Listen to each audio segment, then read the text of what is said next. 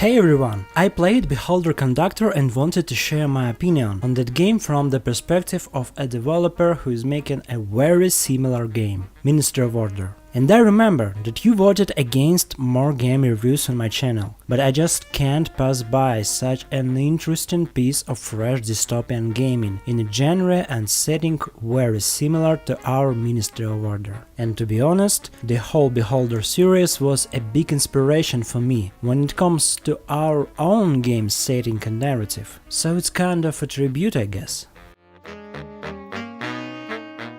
First, I want to say, it's not important to play the previous 3 games in the Beholder series to understand what's happening here, but it will give you more context, and you'll catch the references to the earlier games. You work as a conductor on a train with a mysterious destination. The game is set in a totalitarian country, filled with absolute propaganda and extremely, even ridiculously, strict laws. And your real job is to spy on the passengers, search their personal belongings, and try not to lose the trust of the government. There are a lot of side quests beside the main plot, and many of them are non-linear and affect other quests. So if you like that kind of narrative, the game is worth playing at least twice. The story revolves around the secret destination of your train and a rebel organization trying to sabotage it. As a cozy bonus, you can take a cat to your cabin and take care of it.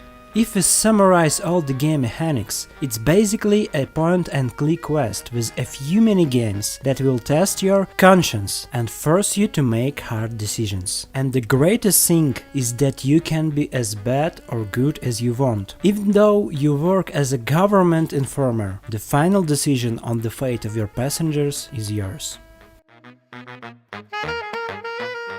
I think the narrative is the main part of the game. It's a deep story about a small cog in a totalitarian machine who can change many people's lives for the better if you decide not to obey the regime, but to sabotage its instructions. Along with many hard decisions, you will often have to make compromises. Should I allow a small evil to prevent a bigger one? That's a question you'll ask yourself many times during the playthrough. The game is filled with small, personal stories of passengers. And an important thing here, you might never even learn about some of the stories or side quests if you ignore talking to people, or if you're too good at being a government informer and send passengers to prison for violating absurd rules, like having foreign cola in their baggage, before discovering their personal story. The game has 2 difficulty levels, and I highly recommend playing on easy mode if this is your first Beholder game. And if you decide to play again after that, choose hard difficulty to experience the game the way it was intended by the developers. As for the visual and audio part of the game, I really like it all.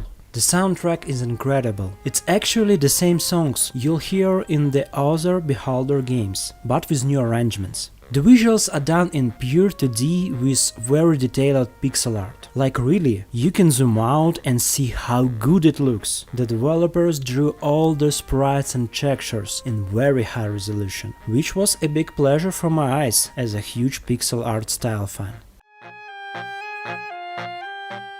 My final verdict on Beholder Conductor: it's an awesome indie game that every fan of dystopian settings and Papers, Please-like games should play, even if you missed the original Beholder series. I personally took a lot of inspiration for our own game, Ministry of Order, which is very similar in many aspects. And if you haven't wishlisted Ministry of Order already, go check out its Steam page. Thanks for watching and see you next time.